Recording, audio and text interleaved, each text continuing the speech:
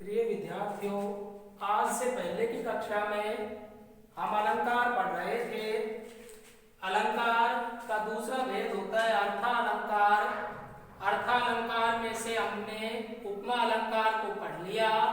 इसके बाद है उत्प्रेक्षा अलंकार। उत्प्रेक्षा अलंकार की परिभाषा या लक्षण इस प्रकार से है, जहां काव्य में उपमेय या उपमान में संभावना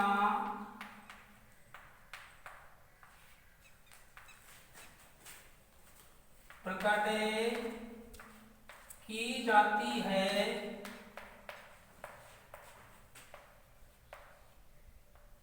उसे उत्प्रेक्षा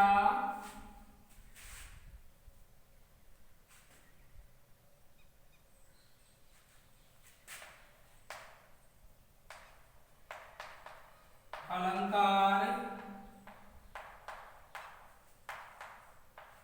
कहते हैं।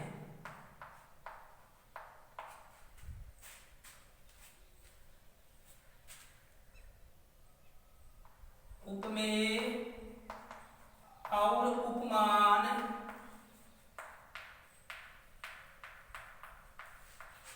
में संभावना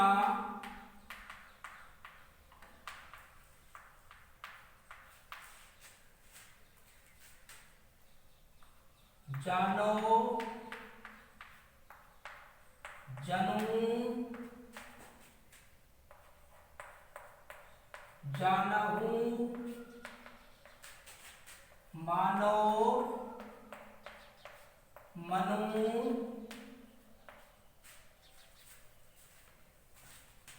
मानहू,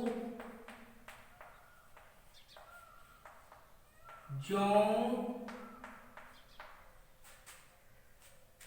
आदि वाचक शब्दों द्वारा प्रकट होती है।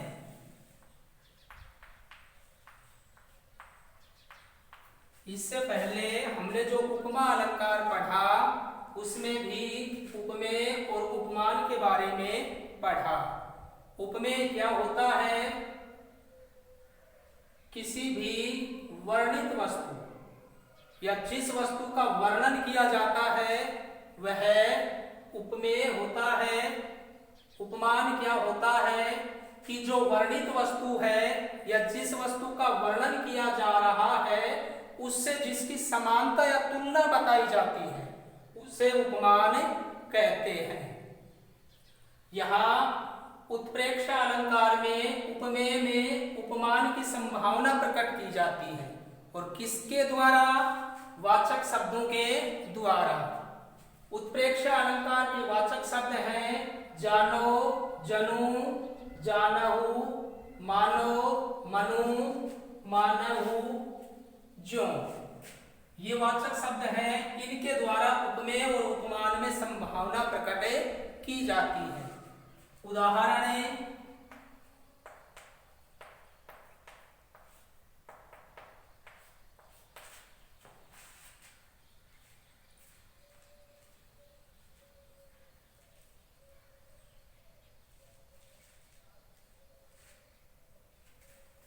लटे, लटकनी, लटे, लटकनी, मनुमते,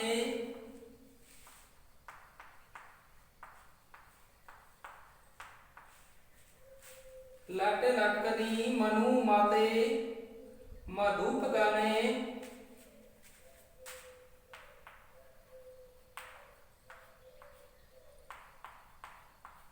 मधुप गणे, मादक मदीही,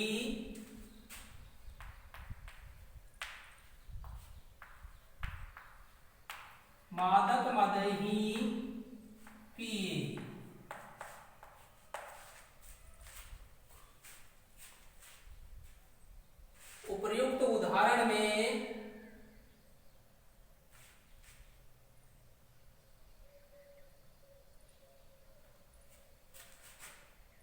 लट लटकनी उपमेय है।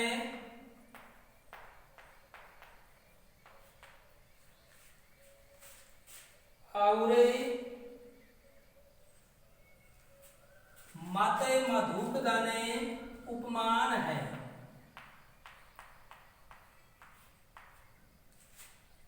यहां लट लटकनी उपमेय में मत मधुप गने उपमान की संभावना प्रकट की गई है। और किस शब्द के द्वारा? मनुवाचक शब्द के द्वारा।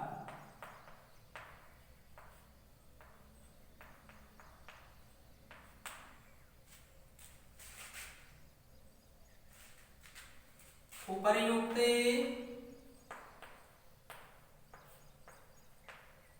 उदाहरण में लट लटकनी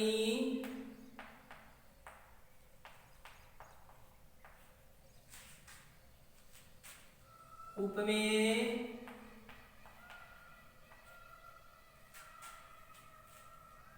में मत मधुप गने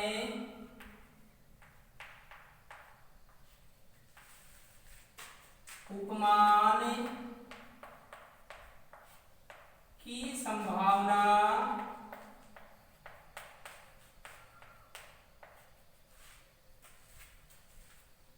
मनुवाचक शब्द द्वारा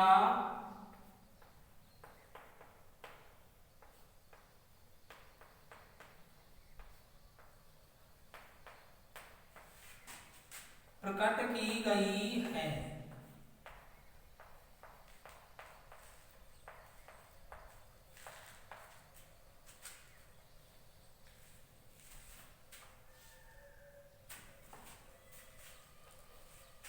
अन्य दूसरा उदाहरण देखें।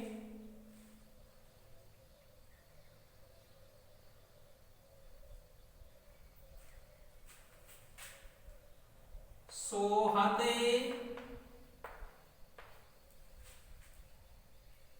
ओढ़े पीत पटे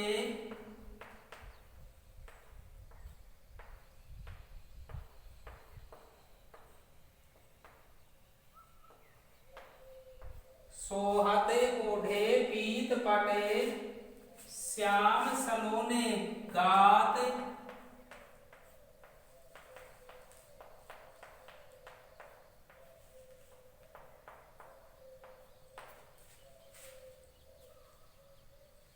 मनहु नीलमणि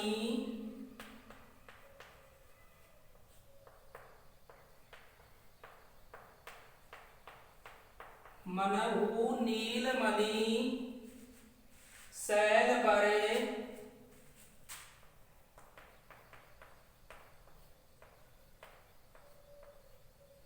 आतपे परियो प्रभात।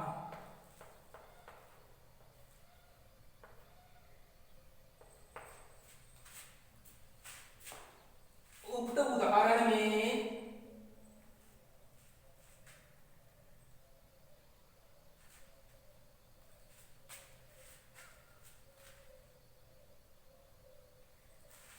श्याम सलोने गात पर पीत पट, या ऐसे कह सकते हैं उपर्युक्त उदाहरण में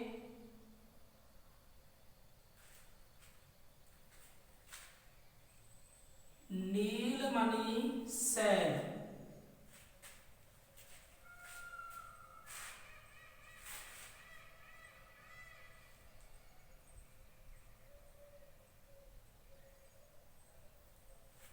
और आतप परियो प्रभात। यहां देखिए श्याम सलोने गात जो उपमेय है उसमें नीलमणि शैल पर उपमान की संभावना और पीत पटे उपमेय पर आतप परियो प्रभात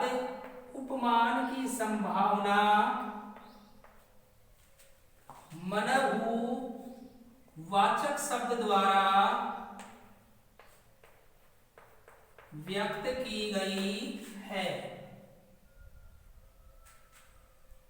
यहां उत्प्रेक्षा अलंकार में समझने के लिए एक साधारण सी बात है कि जहां वाचक शब्द जानो, जनू, जानहु, मानो, मनु, मानहु, ज्यों, इन वाचक शब्दों का जिस भी उदाहरण में प्रयोग हो वहां निसंदेह उत्प्रेक्षा अलंकार होता है। अब इसके बाद अर्थ अलंकार का अगला भेद है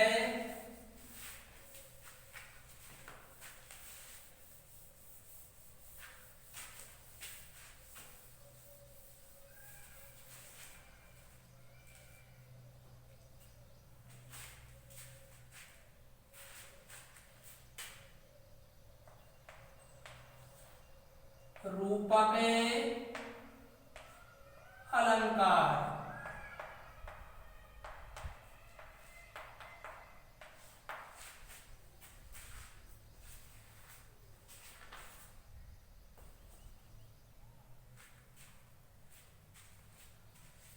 जहां काव्य में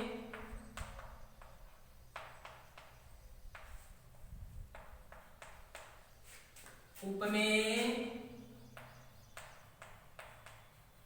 और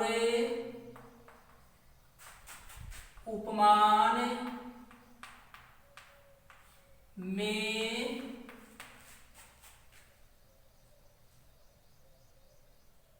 जहां काव्य में उपमेय और उपमान में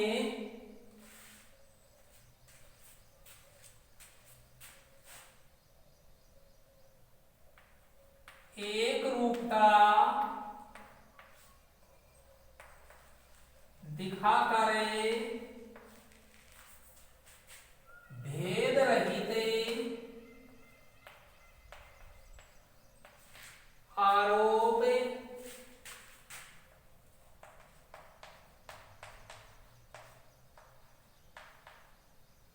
किया जाता है,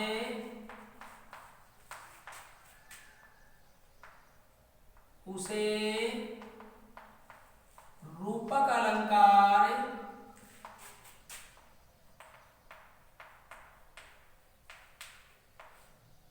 कहते हैं।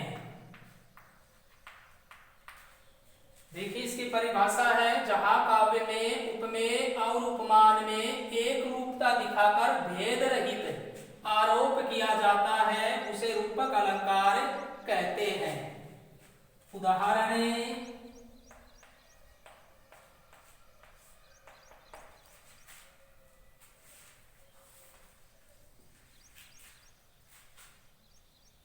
अंबर पनघट में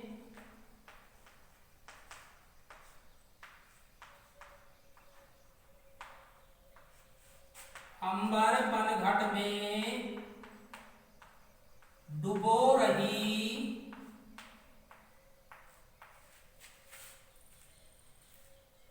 तारा घटे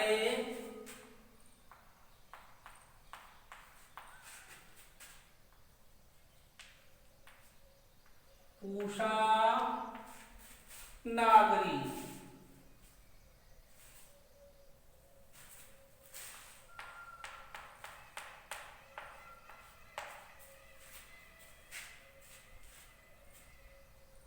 उपर्युक्त उदाहरण में अंबर उपमेय है, इसके बाद पनघटे उपमान है,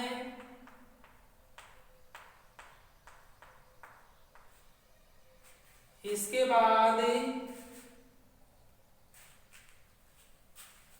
तारा उपमेय है, घटे उपमान है,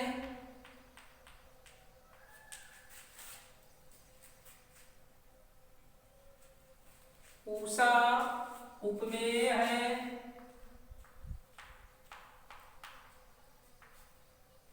नागरी उपमान है। उदाहरण में हमारे पास 3 उपमेय और 3 उपमान हैं।